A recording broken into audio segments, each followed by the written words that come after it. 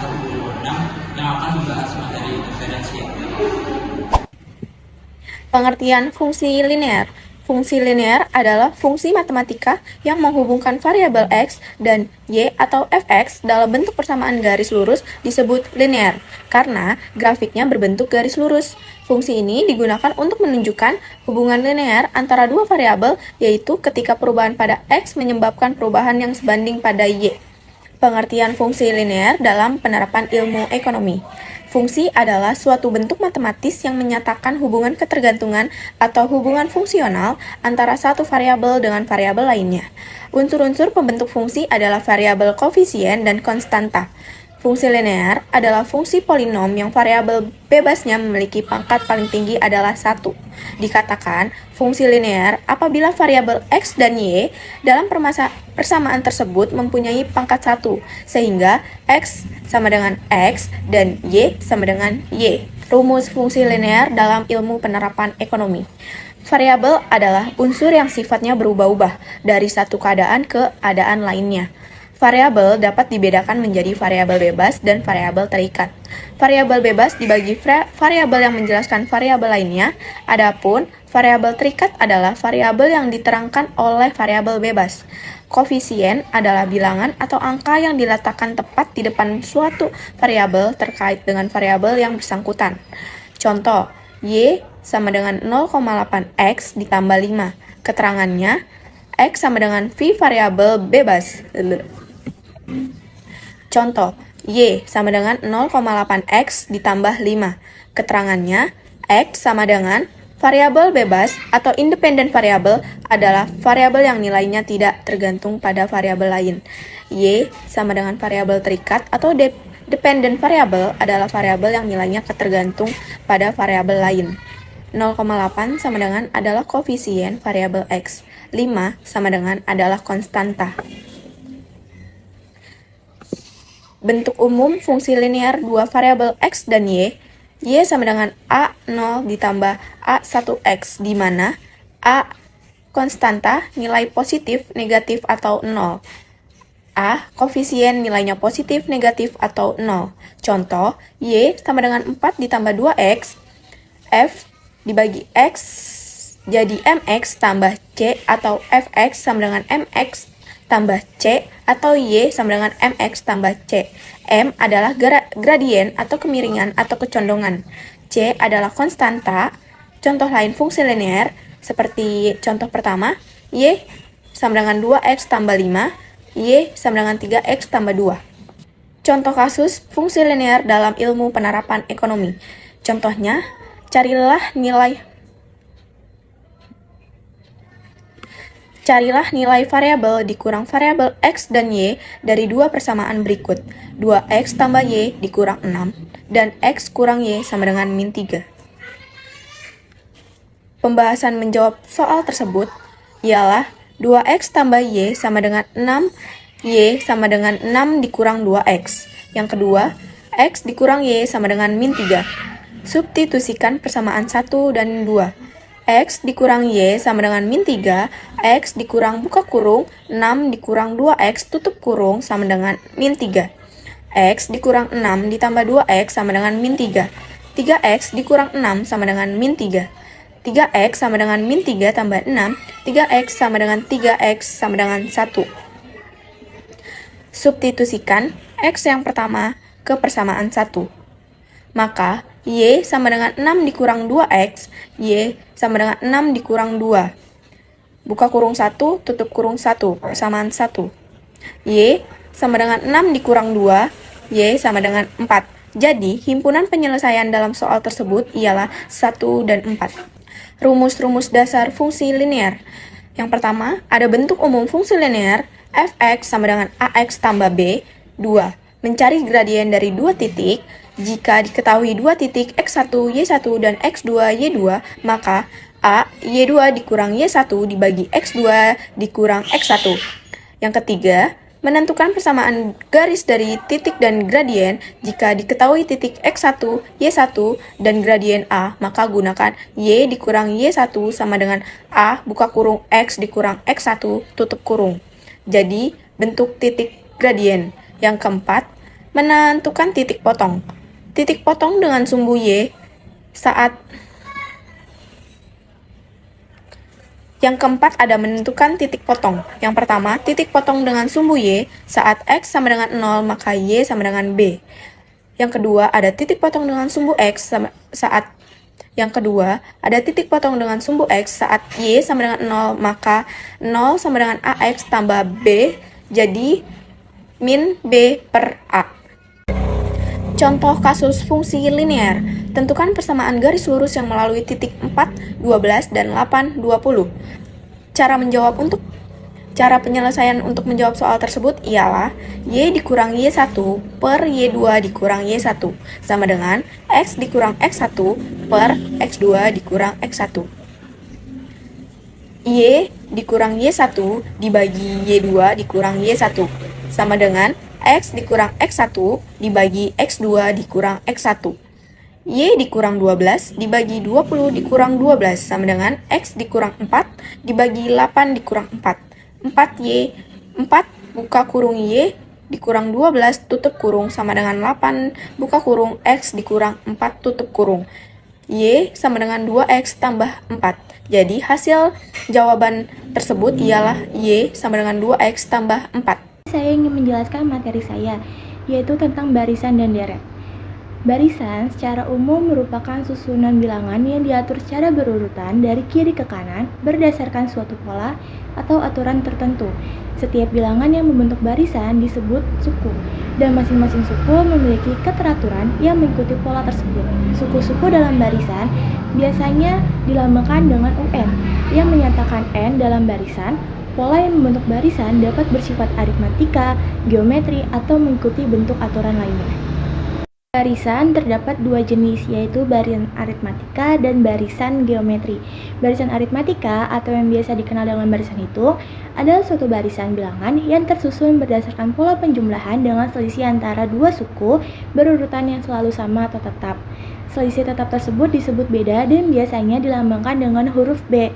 Dengan kata lain, dalam barisan aritmatika, setiap suku diperoleh dengan menambahkan nilai beda tersebut pada suku sebelumnya. Selanjutnya, barisan geometri atau yang sering disebut dengan barisan ukur adalah suatu barisan bilangan yang tersusun berdasarkan pola perkalian dengan rasio tetap antara dua suku yang berurutan. Rasio ini biasanya dilambangkan dengan huruf R. Dalam barisan geometri, setiap suku mulai dari suku kedua diperoleh dengan mengalihkan suku sebelumnya dengan suatu bilangan yang tetap yang disebut dengan rasio. Selanjutnya, saya akan menjelaskan materi tentang deret. Deret adalah penjumlahan dari semua suku dalam suatu barisan yang mengikuti pola tertentu. Simbol SN digunakan untuk menyatakan jumlah dari N suku. Di selain barisan terdapat dua jenis, dalam materi deret juga terdapat dua jenis, yaitu deret aritmatika dan deret geometri. Deret aritmatika merupakan hasil penjumlahan pada barisan aritmatika. Namun, deret tidak selalu menjumlahkan keseluruhan suku dalam suatu barisan. Rumus deret hanya menjumlahkan baris aritmatikanya hanya sampai suku yang diperintahkannya saja. Deret geometri merupakan hasil penjumlahan pada barisan geometri. Rumus deret hanya menjumlahkan suku-suku pada barisan geometri hanya sampai suku yang diperintahkannya saja. Dari deret geometri terdapat deret geometri tahingga. Deret geometri tahingga adalah penjumlahan suku-suku dari sebuah barisan geometri yang banyaknya tak terbatas atau tahingga. Deret ini terbagi menjadi dua jenis, yaitu deret konvergen dan deret divergen. Deret konvergen adalah deret yang memusat alias tidak menyebar. Mereka memiliki limit jumlah. Selanjutnya, deret divergen adalah deret yang menyebar, tak terbatas jumlahnya, dan tidak memiliki kecenderungan pada suatu nilai tertentu.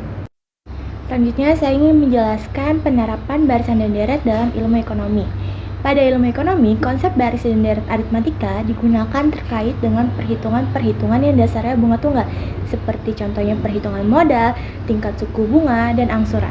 Di sini juga dijelaskan di dalam tabel dengan keterangan M0 adalah modal mula-mula, MN nilai modal pada periode ke N, I persentase sebunga, dan N periode pembungaan. Tabel tersebut menunjukkan bahwa nilai modal untuk tiap periode jika misal modal awal adalah M0, dibungakan secara bunga tunggal sebesar I% dalam N periode. Dalam tabel tersebut dapat diambil kesimpulan bahwa nilai modal tiap periode didasarkan pada kaidah barisan aritmatika, sehingga rumus nilai modal pada periode ke N yaitu dengan rumus MN sama dengan M0 buka kurung 1 ditambah IN tutup kurung. Selanjutnya adalah pada ilmu ekonomi, konsep baris dan deret geometri digunakan pada perhitungan-perhitungan yang dasarnya bunga majemuk, seperti contohnya modal akhir, tingkat suku bunga, dan banyaknya periode pinjaman. Seperti halnya barisan dan deret aritmatika, dalam barisan dan deret geometri terdapat sebuah tabel sebagai penjelasan, dan terdapat keterangan yaitu M0 adalah modal mula-mula, MN nilai modal pada periode ke N, I persentase bunga, dan N adalah periode pembungaan. Tabel tersebut menunjukkan bahwa nilai modal setiap periode jika misalnya modal awal adalah M0 dibungakan secara bunga menjemuk sebesar I% dalam N periode. Dari sini dapat disimpulkan bahwa nilai modal tiap periode didasarkan pada kaidah barisan geometri atau ukur, sehingga didapat rumus untuk nilai modal pada periode ke N yaitu MN sama dengan M0 buka kurung 1 ditambah I tutup kurung dikali N. Di sini saya ingin menjelaskan rumus-rumus dalam barisan dan deret. Rumus pertama adalah barisan aritmatika, yaitu untuk menentukan beda. B sama dengan UN dikurang UN1. Dalam keterangan, B-nya itu adalah beda, UN-nya adalah suku ke N, dan UN dikurang 1 adalah suku ke N dikurang 1. Selanjutnya ada rumus mencari suku ke N dalam barisan aritmatika, yaitu UN sama dengan A ditambah N dikurang 1 dikali B.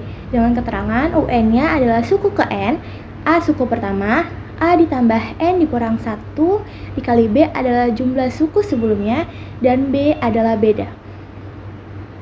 Selanjutnya kita akan membahas rumus SN dalam barisan aritmatika, yaitu SN sama dengan N/2 dalam kurung A ditambah UN, atau SN N/2 dalam kurung 2N ditambah dalam kurung N dikurang 1 dikali B. Dengan keterangan SN jumlah N suku pertama, UN suku ke N, A suku pertama, B beda atau selisih, dan N banyak suku. Selanjutnya kita akan mencari suku tengah dalam barisan aritmatika, yaitu UT sama dengan 1/2 dikali A ditambah U per N, UN. Dengan keterangan UT adalah suku tengah, UN suku terakhir, dan A adalah suku pertama. Selanjutnya rumus mencari keberapa yang merupakan suku tengah. Dengan rumus T sama dengan 1/2 dikali N ditambah 1, dan keterangan T-nya ialah tengah, dan N merupakan suku pertama. Dan rumus barisan geometri. Yang pertama adalah rumus menentukan suku ke N dalam barisan geometri adalah UN sama dengan A dikali R pangkat N-1. Keterangannya adalah UN sama dengan suku ke N, A sama dengan suku pertama, R sama dengan rasio, dan N banyaknya suku. Selanjutnya rumus menentukan rasio barisan geometri. R sama dengan UN per UN kurang 1. Keterangannya adalah R sama dengan rasio, UN sama dengan suku ke N. Selanjutnya saya ingin menjelaskan rumus deret aritmatika. Yang pertama adalah SN sama dengan N/2 dalam kurung A ditambah UN tutup kurung, atau SN sama dengan N/2 buka kurung 2A ditambah N dikurang 1 dikali B. Dengan keterangan SN adalah jumlah N suku pertama, UN suku ke N, A suku pertama, B adalah beda atau selisih, N adalah banyak suku. Selanjutnya rumus menentukan beda deret aritmatika. B sama dengan UN dikurang UN kurang 1. Keterangannya adalah B sama dengan beda, UN suku ke N, UN kurang 1 adalah suku ke N kurang 1. Selanjutnya rumus menentukan suku deret aritmatika. UN sama dengan SN dikurang SN kurang 1. Keterangannya adalah SN jumlah N suku, UN suku ke N. Jumlah N suku kedua, S2N dikurang SN. Jumlah N suku ketiga, S3N dikurang S2N. Selanjutnya saya ingin menjelaskan rumus deret geometri. Yang pertama adalah rumus menentukan suku ke N dari deret geometri adalah UN sama dengan A dikali R N-1. Dengan keterangan UN suku ke N, A suku pertama, R rasio, dan N banyaknya suku. Yang kedua adalah rumus menentukan rasio deret geometri. R sama dengan UN per UN kurang 1. Dengan keterangan rasio dan UN adalah suku ke N. Selanjutnya di sini saya ingin menjelaskan rumus deret konvergen. Yang pertama adalah rumus menentukan suku ke N, Sn sama dengan A dalam kurung buka kurung 1 dikurang R pangkat N tutup kurung per 1 dikurang R. Dengan keterangan Sn merupakan jumlah suku ke N, A suku pertama, R rasio, dan N banyaknya suku. Selanjutnya rumus jumlah tahingga, yaitu S tahingga sama dengan A per 1 per R, dikurang R. Dengan keterangan S jumlah suku tahingga, A suku pertama, dan R sama dengan rasio. Selanjutnya di sini saya ingin menjelaskan rumus deret divergen. Yang pertama adalah rumus menentukan suku ke N, yaitu Sn sama dengan A buka kurung R pangkat N dikurang 1 tutup kurung per R kurang 1. Dan keterangan Sn sama dengan jumlah suku ke N, A suku pertama, R rasio, dan N banyaknya suku. Selanjutnya rumus jumlah tahingga adalah S tahingga sama dengan A per R kurang 1. Dan keterangan S jumlah suku tahingga, A suku pertama, dan R sama dengan rasio. Selanjutnya saya ingin menjelaskan contoh kasus pada barisan dan deret. Dijelaskan dalam soal, di sebuah sekolah menengah pertama, perpustakaan memulai tahun ajaran dengan 120 buku baru pada bulan Januari. Setiap bulan berikutnya, perpustakaan akan menambah buku baru sebanyak 15 buku dibanding bulan sebelumnya. Setelah beberapa bulan, kepala perpustakaan ingin mengetahui dua hal. Yang pertama, berapa banyak buku baru yang ditambahkan pada bulan ke-12. Yang kedua, berapa total buku baru yang telah ditambahkan dari bulan Januari sampai dengan bulan ke-12. Selanjutnya kita akan menganalisis soal sehingga diketahui suku pertama adalah 120 buku, yaitu pada bulan pertama buku dihadirkan. Selanjutnya beda, yaitu 15 buku setiap kenaikan bulan. Kita akan menjawab pertanyaan pertama dengan rumus suku ke N, yaitu UN sama dengan A ditambah N dikurang 1 dikali B. Selanjutnya kita akan memasukkan poin yang telah kita analisis dari soal tersebut ke dalam rumus tersebut, yaitu UN-nya kita akan ubah menjadi U12 karena yang ditanyakan adalah bulan ke-12. A-nya karena kita mendapatkan 120, kita akan ubah A menjadi 120. N-nya kita ubah ke 12 dan B-nya kita akan ubah ke 15. Didapatkan hasilnya U12 sama dengan 120 ditambah 12 kurang 1 dikali 15. Selanjutnya U12 sama dengan 120 ditambah 11 dikali 15. Dan dihasilkan 120 ditambah 165 dihasilkan dengan U12-nya 285 buku. Selanjutnya kita akan menjawab poin pertanyaan kedua, yaitu rumus jumlah suku N pertama dalam deret aritmatika menggunakan rumus Sn sama dengan N per 2 dikali A ditambah UN. Kita sudah mengetahui suku ke-12-nya ialah 285. Selanjutnya kita akan mensubstitusikan ke dalam rumus tersebut. Sn diganti oleh S12, selanjutnya N-nya 12 per 2 di dalam kurung 120 ditambah 285. Dihasilkan S12 sama dengan 6 dikali 405. Mendapatkan hasil S12 sama dengan 2430 buku. Dalam ilmu ekonomi, banyak hal bergantung pada perubahan suatu variabel, seperti perubahan harga terhadap permintaan atau perubahan biaya terhadap keuntungan. Untuk memahami seberapa besar pengaruh perubahan kecil tersebut, kita menggunakan yang namanya diferensial. Diferensial membantu kita melihat laju perubahan suatu variabel terhadap variabel lain secara lebih jelas. Dengan alat ini, ekonom dapat menghitung elastisitas, menentukan biaya minimum, mencari keuntungan maksimum, dan menganalisis berbagai kondisi keseimbangan. Karena itu, diferensial menjadi alat penting untuk memahami dinamika dalam model-model ekonomi.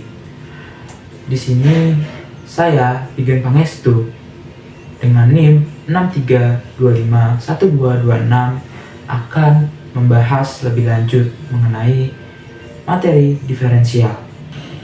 Yang pertama, saya akan menjelaskan pengertian dari diferensial. Diferensial adalah salah satu cabang dalam matematika yang mempelajari bagaimana nilai suatu fungsi berubah menurut perubahan input nilainya. Diferensial dari suatu fungsi pada titik tertentu menjelaskan sifat-sifat fungsi yang mendekati nilai input. Secara umum, Turunan suatu fungsi pada sebuah titik menentukan pendekatan linear terbaik fungsi pada titik tersebut.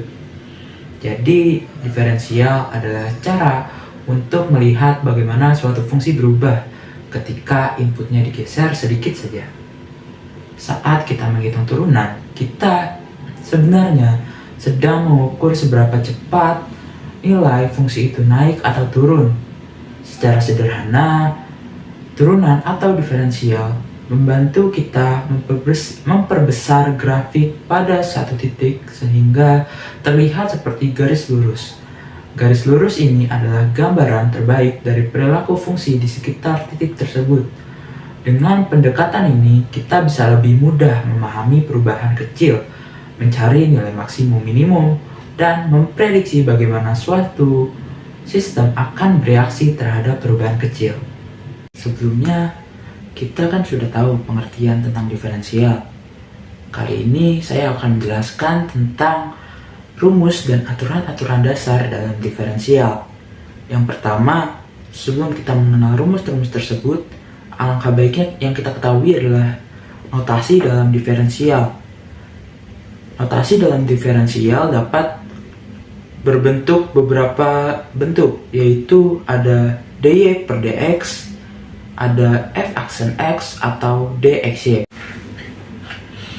Setelah kita mengetahui pengertian dari diferensial, sekarang kita akan melanjutkan ke materi berikutnya, yaitu tentang rumus dan aturan-aturan dasar dalam diferensial. Yang pertama ada rumus dasar diferensial, yaitu x pangkat n. Jika didiferensialkan, maka bentuknya akan menjadi n dikali x pangkat n-1, yang dimana n itu adalah bilangan real. Berikutnya ada aturan dasar dalam diferensial, yaitu dimana jika ada sebuah konstanta dalam suatu fungsi, jika didiferensialkan akan menjadi 0. Yaitu misalnya ada fungsi fx sama dengan x pangkat 2 ditambah 4. Nah, di sini 4-nya itu akan bernilai 0 karena 4 adalah sebuah konstanta yang tidak dapat diubah. Berikutnya ada aturan kedua, yaitu perkalian konstanta dengan fungsi, yang dimana ada suatu fungsi u dikali x pangkat n, yang dimana u tersebut adalah konstanta, maka diferensialnya yaitu f aksen x sama dengan u dikali n dikali x pangkat n-1. Berikutnya aturan diferensial yang ketiga, yaitu penjumlahan dan pengurangan dalam diferensial, yang dimana jika ada dua buah fungsi yang dijumlah atau dikurang, maka kita harus mendiferensialkan satu persatu fungsi tersebut. Misalnya jika ada fungsi fx sama dengan u ditambah atau dikurang dengan f, di mana u sama dengan fungsi gx dan f sama dengan fungsi hx, maka f aksen x atau diferensialnya yaitu u aksen ditambah atau dikurang f aksen. Berikutnya ada aturan diferensial yang kelima, yaitu diferensial pembagian dua fungsi, yang dimana jika ada fungsi u dibagi v, yang dimana u sama dengan fungsi gx dan v sama dengan fungsi hx, maka f aksen x atau diferensialnya yaitu u aksen dikali v dikurang u dikali v aksen dibagi v pangkat 2. Berikutnya ada aturan dasar diferensial yang kelima, yaitu diferensial perkalian dua fungsi, yang dimana jika ada fungsi u dikali v, yang dimana u sama dengan gx dan v sama dengan hx, maka f aksen x atau diferensialnya yaitu u aksen dikali v ditambah u dikali v aksen. Berikutnya ada aturan diferensial yang terakhir yang saya sampaikan, yaitu diferensial fungsi berantai, yang dimana jika ada fungsi g komposisi hx, maka diferensialnya yaitu G aksen komposisi HX dikali H aksen X. Selanjutnya, setelah kita mempelajari tentang pengertian dari diferensial, terus rumus-rumus dan aturan-aturan dasar dalam diferensial, kali ini saya akan membahas topik utama dalam video kali ini, yaitu bagaimana sih diferensial bisa bekerja dalam ekonomi. Bagaimana diferensial dapat memecahkan masalah-masalah dalam ekonomi, yang dimana kali ini saya akan membahas tentang contoh kasus penerapan diferensial dalam elastisitas permintaan, yang dimana jika ada suatu fungsi QD sama dengan 25 dikurang 4P pangkat 2, tentukan elastisitas permintaannya pada tingkat harga P sama dengan 5. Yang dimana di sini ada rumus delta QD per delta P dikali P per QD, yang dimana delta QD per delta P itu adalah diferensial dari fungsi QD, yaitu 25 dikurang 4P pangkat 2, yang dimana diferensialnya adalah min 8P. Kemudian dikali dengan 5 per 25 dikurang 4P pangkat 2. Di sini P itu sama dengan 5, maka kita jabarkan menjadi min 8 dikali 5 dalam kurung 5 per 25 dikurang P pangkat 2 tutup kurung, sama dengan di sini min 8 dikali 5 itu min 40. Kemudian di dalam kurung kita ada 5 per 25 dikurang 100, dimana 100 itu adalah hasil dari 4 dikali 5 pangkat 2. Kemudian kita jumlahkan min 40 dikali 5 per 25 min 100 menjadi hasilnya 2,7, yang dimana dalam elastisitas permintaan ini termasuk dalam elastis, yang dimana elastisitas permintaan 2,7 berarti apabila dari kedudukan P sama dengan 5, harga naik atau turun sebesar 1%, maka jumlah barang yang diminta akan berkurang atau bertambah sebanyak 2,7%. Itu saja yang dapat saya sampaikan mengenai diferensial dan contoh kasusnya. Kemudian saya akan serahkan kepada teman saya yang akan membahas integral di materi selanjutnya. Assalamualaikum warahmatullahi wabarakatuh. Selanjutnya, saya akan menjelaskan materi integral. Pertama-tama, integral merupakan konsep penjumlahan secara berkesinambungan dalam matematika bersama inversnya diferensial. Integral dikembangkan menyusul dikembangkannya masalah dalam diferensial, di mana matematikawan harus berpikir bagaimana menyelesaikan masalah yang berkebalikan dengan solusi diferensiasi. Sehingga integral juga disebut dengan antiderivatif atau antiturunan. Integral dibagi menjadi dua jenis, yaitu integral tertentu dan integral tentu. Pertama, integral tertentu adalah bentuk integral yang hasilnya berupa fungsi baru tanpa batas tertentu. Biasanya integral tertentu digunakan untuk mencari fungsi asal dari suatu turunan dan hasilnya selalu disertai dengan konstanta karena terdapat banyak fungsi yang dapat memiliki turunan yang sama. Sedangkan integral tentu merupakan jenis integral yang memiliki batas bawah dan batas atas. Integral ini digunakan untuk menghitung luas daerah di bawah kurva fungsi pada interval tertentu. Pendekatan integral tertentu dapat diterapkan untuk mencari persamaan fungsi total dari suatu variabel ekonomi jika terjadi secara pribadi suatu fungsi marginalnya diketahui, karena fungsi marginal pada dasarnya merupakan turunan dari fungsi vital.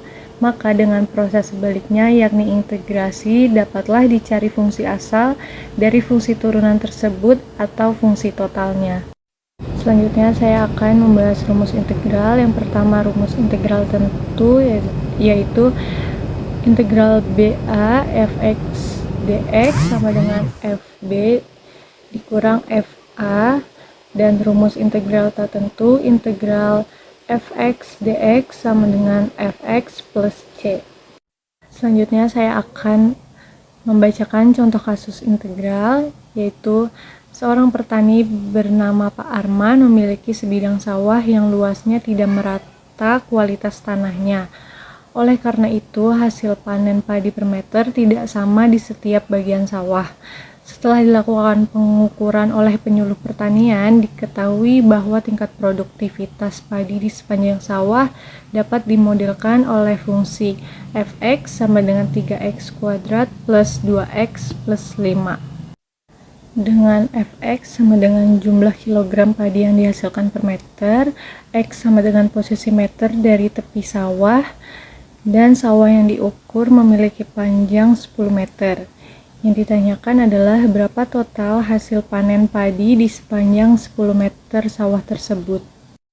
Penyelesaiannya adalah yang pertama itu total hasil panen integral 10 dan 0 3x kuadrat plus 2x plus 5 dx. Selanjutnya lakukan integrasi integral 3x kuadrat menjadi x pangkat 3, integral 2x menjadi x kuadrat, integral 5 menjadi 5x. Sehingga hasil integral menjadi fx sama dengan x pangkat 3 plus x kuadrat plus 5x. Dan sekarang substitusi batas 0 dan 10. Jadi f10 sama dengan 10 pangkat 3 plus 10 kuadrat plus 5 dikali 10. Yang hasilnya 10 pangkat 3 itu menjadi 1000, 10 pangkat 2 itu 100, dan 5 dikali 10 itu 50.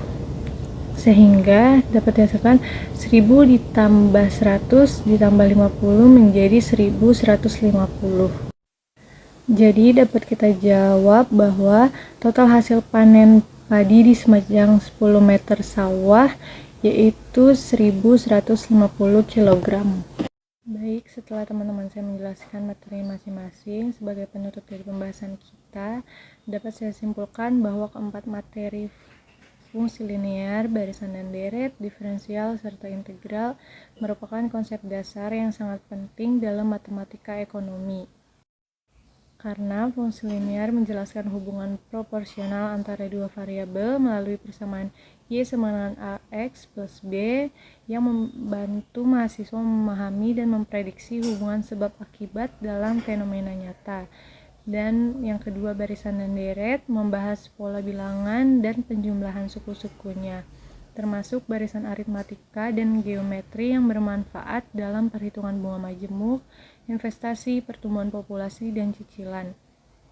Dan yang ketiga, diferensial mempelajari laju perubahan suatu fungsi untuk menentukan kecepatan, percepatan, serta nilai maksimum dan minimum, sehingga penting dalam analisis optimasi di bidang ekonomi maupun teknik. Dan yang terakhir, integral menghitung luas di bawah kurva volume dan total akumulasi, serta digunakan dalam perhitungan gaya energi, pendapatan, dan biaya.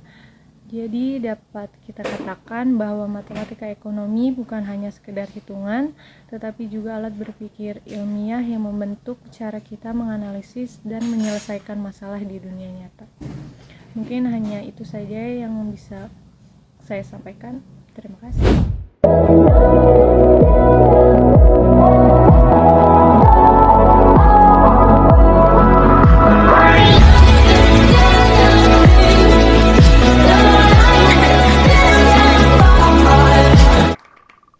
Sekian presentasi dari kelompok kami, kurang lebihnya